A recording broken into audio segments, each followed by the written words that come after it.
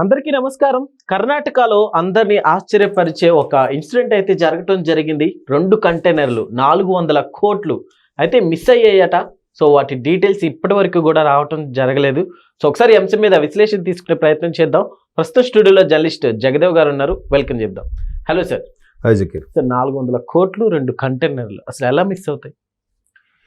ఇదేదో cinema story taking ఒక నెల రోజులు తీస్తారు సినిమాలో. అయితే ఇది చాలా పకడ్బందీగా జరిగిందట. అది కూడా ఇప్పుడు వెలుగులోకి రావడం నాకు ఆశ్చర్యం కనిపిస్తుంది. చూడండి, అంటే మనకి ఇదేదో చిన్న దేశం కాదు, అతిపెద్ద ప్రజాస్వామ్యము, ఎటు చూసినా ప్రజలు జనాలు ఉంటారు. అట్లాంటిది చిన్న చితక కాదు, 2 కంటైనర్ల నిండా 400 కోట్ల రూపాయలు క్యాష్. సార్, ఏ పార్టీ హస్తం లేకుండా ఇదంతా జరిగి ఉండిద్దని మీరు అనుకుంటున్నారు? పార్టీ కాదు, అధికార యంత్రాంగమే ఇన్వాల్వ్ అవ్వకపోతే ఇంత పకడ్బందీగా ఎలా జరుగుతుందండి? సింపుల్ లాజిక్ కదా. ఇప్పుడు ఢిల్లీ హవాలా మనీ, ఏది కేజ్రీవాల్ గారు అరెస్టు, తర్వాత కవిత గారు అరెస్ట్ సంబంధించి గోవాలో ఎన్నికలకు సంబంధించి కూడా ఢిల్లీ నుంచి హవాలా మనీ హైదరాబాద్ మీదుగా గోవా వెళ్ళినట్టుగా గతంలో కొన్ని కథనాలు అయితే వినిపించాయి. మరి ఎలా వెళ్ళింది అంత క్యాష్? హవాలా మనీ సుమారుగా 100 కోట్లు ఎంతో వెళ్ళిందని అప్పట్లో టాకు. మరి ఎంతవరకు నిజం అనేది తెలియదు మరి.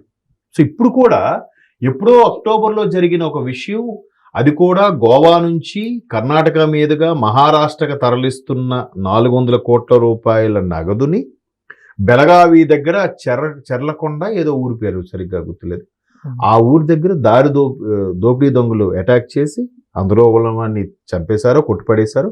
400 కోట్లు 2 కంటైనర్ అంటే చిన్న చేతి పెట్టే దాచేయడానికి పొదల్లో ఎంత ఉంటుంది కంటైనర్? ఎట్లా? అదేదో జులాయి సినిమాలో బన్నీ గారి సినిమాలో దాచినట్టుగా చెత్తకొప్పల్లో, అది సినిమా. రియల్ లైఫ్ లో అట్లా ఎలా దాచేస్తారా? ఎవరు వస్తాం లేకుండా ఎంత ప్లాన్డ్ గా, ఎంత పకడ్బందీగా. ఇప్పుడేంటి, బీజేపీ వాళ్ళు ఇది ఖచ్చితంగా కాంగ్రెస్ నెక్స్ట్ ఎలక్షన్స్ కోసం ఇప్పటి నుంచే తరలిస్తుందని ఒకవైపు బీజేపీ వాళ్ళు. దానికి సంబంధించి మహారాష్ట్ర ముఖ్యమంత్రి దేవేంద్ర ఫడ్నవీస్ కూడా ఒక సిట్ వేశారు, ఇన్వెస్టిగేషన్ నడుస్తుందట. ఇప్పుడు ఎందుకు వెలుగులోకి వచ్చిందంటే, సందీప్ పాటిల్ అనే వ్యక్తి మహారాష్ట్ర నాసిక్లో కంప్లైంట్ ఇచ్చాడట. నాసిక్ కూడా వన్ ఆఫ్ ది సిటీ మహారాష్ట్రలో, మన త్రయంబకేశ్వర్ జ్యోతిర్లింగం ఉందట. నాసిక్ పోలీసులకి కంప్లైంట్ ఇచ్చాడు. సార్, ఇట్లా ఫలానా అక్టోబర్లో ఎప్పుడో జరిగింది, ఆ మిస్సింగ్కి కారణం నేనేనేమో అనుకొని కొంతమంది నన్ను హింసిస్తే, వేరే కిషోర్ రాఠీ ఏదో అని పేరు, మరాఠీ వాళ్ళ పేర్లు అలాగే ఉంటాయి, ఆ వ్యక్తి నన్ను కిడ్నాప్ చేసి హింసించారు, మానసికంగా కొట్టారు, తిట్టారు, అన్నీ చేశారు. నేను ఇప్పుడు బయటపడ్డాను, అది కనీసం అది ఏమైందో కనుక్కోండి అంటే. అలాంటి వాళ్ళు కంప్లైంట్ ఇవ్వలేరు కదా, పోగొట్టుకున్న వాళ్ళు. కంప్లైంట్ ఇస్తే హవాలా మనీ, బ్లాక్ మనీ కింద ఇదైపోతుంది, గవర్నమెంట్తో ఇబ్బంది అవుతుందని చెప్పరు. సో మేబీ సినిమాలో చూపిస్తూ ఉంటారు కదా, ఎవరికి తెలియని విషయం నీకు ఎలా తెలిసింది, నువ్వు చెప్పకపోతే ఎవరికి తెలుస్తుంది అనే ఉద్దేశంలో వాళ్ళు కిడ్నాప్ చేస్తే, ఎప్పుడైతే సందీప్ ఏదో ఉన్నాడు, సందీప్ పాటిల్, ఆయన కంప్లైంట్ ఇవ్వడం మొత్తం వెలుగులోకి వచ్చింది. ఒకవైపు కర్ణాటక హోంమంత్రి ఏమంటున్నాడు, మాకు ఛాన్స్ ఇవ్వండి, అది మొత్తం దాని వ్యవహారం ఎవరు బయటపడతాం, దీని వెనక పెద్ద వాళ్ళ హస్తం లేకపోతే ఇంత జరుగుతుందా అంటాడు ఆయన. అసలు బీజేపీలో మా మీద బురజల్లే ప్రయత్నం చేస్తున్నారు. కానీ 3 రాష్ట్రాల్లో ఏ గవర్నమెంట్ ఉందో చూడండి, అటు గోవాలో కానీ, మహారాష్ట్రలో కానీ, ఇటువైపు ఆంధ్రప్రదేశ్లో కానీ ఎవరున్నారు? బీజేపీతో కూడిన కూటమి ప్రభుత్వమే ఉంది కదా. వీళ్ళు హస్తం లేకపోతే అంత పగడబందీగా ఎలాగెళ్తుంది అని చెప్పి కర్ణాటక హోంమంత్రి స్టేట్మెంట్. సో ఏది ఏమైనా గోవా నుంచి మహారాష్ట్ర వెళ్తుంది. ఇంకొంతమంది చెప్పేది ఏంటంటే, గుజరాత్ నుంచి మహారాష్ట్ర మీదుగా గోవా నుంచి మళ్ళీ కర్ణాటక మీదుగా ఆంధ్రప్రదేశ్కి తిరుపతి వైపు వచ్చే అవకాశం ఉంది అని కూడా కొంతమంది చెప్తున్నారు. అంటే ఏది పూర్తిగా నిర్ధారణ అవ్వట్లేదు. బట్ మహారాష్ట్ర పోలీసులు కొంతమంది ఛేదించారు, ఇప్పటికే 4-6 అరెస్ట్ కూడా చేశారు. ఏమో మీకు గుర్తుందా, 2024 ఎన్నికల ముందు వైజాగ్లో కూడా కంటైనర్ మిస్ అయింది అనుకున్నారు అప్పుడు వైసీపీ ప్రభుత్వ సందర్భం, మీకు ఐడియా ఉందా?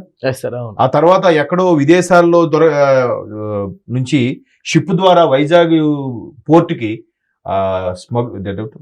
డ్రగ్స్ కూడా వచ్చాయి, అది పట్టుకోగలిగారని కూడా విన్నారు. మేబీ ఎందుకంటే గత వైసీపీ ప్రభుత్వం లిక్కర్ స్కామ్ ఎంత పెద్ద స్కామో తెలుసుగా. శంషాబాద్ ఎయిర్పోర్ట్ లో 8 కోట్ల రూపాయల క్యాష్ 11 బాక్సుల్లో దొరికింది. కేవలం 8 కోట్ల రూపాయల క్యాష్ 11 బాక్సుల్లో దొరికింది, పెద్ద బాక్సుల్లో, ఈ కాటన్ బాక్సులు. మరి 400 కోట్లు అంటే 2 కంటైనర్లు ఎవరి హస్తం ఉందో, ఎంత క్యాష్? ఎందుకంటే ఇప్పుడు లిక్కర్ స్కామ్ సంబంధించి ఏదైతే దర్యాప్తు నడుస్తుందో ఈ క్యాష్ అంతా ఏమైనట్టు? యూపీఐ లేదు, క్యూఆర్ కోడ్ లేదు, స్వైపింగ్ లేదు, ఏ ఆన్లైన్ ట్రాన్సాక్షన్ లేదు, అంతా క్యాష్ అండ్ క్యారీ. సామాన్యుడి చెమటతో కూడిన ఆ క్యాష్ ఏమైనట్టు? ఎటు వెళ్ళింది? పెద్ద పెద్ద వాళ్ళ హ్యాండ్స్ లేకపోతే, పెద్ద పెద్దగా హవాలా మనీ ట్రాన్స్ఫర్ అవ్వకపోతే ఎట్లా? సో ఇది నిజంగా మహారాష్ట్ర వాళ్ళు కరెక్ట్గా ఛేదించగలిగితే, కర్ణాటక వాళ్ళు, గోవాలో వాళ్ళు కానీ సపోర్ట్ చేయగలిగితే వాళ్ళకి వన్ డే పని అండి. ఈ మనీ అంతా ఎవరిదానికి వచ్చారు? అదే చెప్పాను కదా, గత 5 ఏళ్లలో ఆంధ్రప్రదేశ్ ప్రభుత్వంలో లిక్కర్ సంబంధించింది ఉంది. మేబీ వాళ్ళ హస్తం ఉందేమో. లిక్కర్ సంబంధించిన క్యాష్ ఎంత అండి? ఒక వన్ డే ట్రాన్సాక్షన్స్ ఎన్ని అవుతున్నాయి తెలుసా అండి మీకు? లిక్కర్ సంబంధించి ఎన్ని వేల లీటర్ల తాగేస్తున్నారో జనాలు. అది కూడా కల్తీవి, చిన్న చిన్నవి, అన్బ్రాండెడ్వి. పెద్ద పెద్ద బ్రాండెడ్ కంపెనీలు కావు. మళ్ళీ స్పెషల్ స్టేటస్ అట, 3 క్యాపిటల్స్ అట, బూమ్ బూమ్ అంట, జూమ్ అంట, ఏవేవో పేర్లు. అంటే 10 రూపాయలకు 20 రూపాయలకు తయారయ్యే మందుని 150 రూపాయలకు అమ్మారు, 200 రూపాయలకు అమ్మారు. ఎంత మార్జిన్ చూడండి, ఎంత సొమ్ము చూడండి, ఎంతమంది హస్తాలు ఉన్నాయి, అంత క్యాషే. మళ్ళీ ఇప్పుడు ఆన్లైన్లో ట్రాన్సాక్షన్ అవుతుంది అనుకోవడం లేదు. ఈ క్యాష్ అంతా ఏమైంది? ఎక్కడో మారుమూల పల్లెటూరులో కూడా గవర్నమెంట్ యారక్ షాప్ అని పెట్టిన దగ్గర నుంచి ఉన్న క్యాష్ ఎక్కడికి వెళ్ళిందండి? సో అదే అక్కడక్కడ ఈ విధంగా బయటపడుతుందేమో నా అభిప్రాయం. ఎవరో కాపుగా మాకు ఇలాంటి దోపిడీలు ఎందుకు జరుగుతాయి? ఎవడైతే పార్ట్నర్గా ఉంటాడో వాడికి ఇవ్వాల్సిన షేర్ ఇవ్వకపోతే పార్ట్నర్ దోపిడీ చేస్తాడు. అరే నన్ను తప్పించారు షేర్ ఇవ్వకుండా, వీళ్ళ సంగతి తెలిస్తే వీళ్ళు ఎట్లాగా ట్రాన్స్పోర్ట్ చేస్తారు కదా, ఎక్కడో నొక్కాడు. లేకపోతే ఎక్కడ సార్ డబ్బు?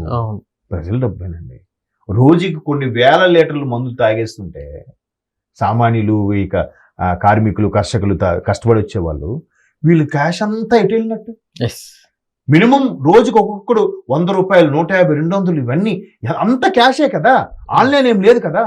ఈ క్యాష్ అంతా ఎటు వెళ్ళింది? అసలు ఇక్కడ ముందు దర్యాప్తు చేస్తే ఆ కంటైనర్లు అవన్నీ బయటకు వచ్చేస్తాయి. పోలేండి, ఇది ఒక విధంగా నేషనల్ న్యూస్ అయ్యింది కాబట్టి కంటైనర్లది. ఇప్పటికైనా ఆ సందీప్ పాటిల్ అనేవాడు నాసిక్లో కంప్లైంట్ ఇచ్చాడు కాబట్టి ఇప్పుడు తీగలాగితే డొంకంతా కదులుతుంది.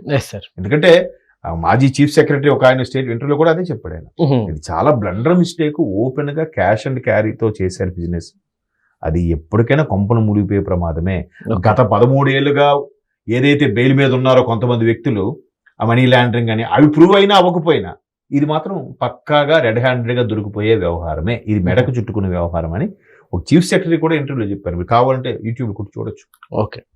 సో ఖచ్చితంగా పెద్ద పెద్ద వాళ్ళ ఎందుకు అంటే పెద్ద పెద్ద వాళ్ళని ఎందుకు అంటున్నానంటే, వాళ్ళకు ఒక 10 కోట్లు ఇస్తారు, నోరు మూసేస్తారు కదా. లేదా పార్టీ ఫండ్ 100 కోట్లు ఇస్తా ఉన్నాడు అనుకోండి, అయిపోయింది.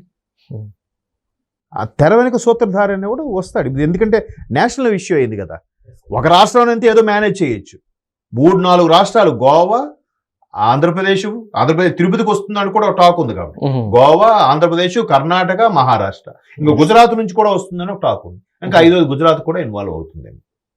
చూద్దాం మరి ఇది ఎంతమంది మెడకు చుట్టుకుంటుందో, ఎంతమంది పెద్ద పెద్ద బడా నేతలు ఎంతో ఇన్వాల్వ్ అయ్యారో, ఎవరెవరు విలువలోకి వస్తారో, wait and see. Okay sir, thank you.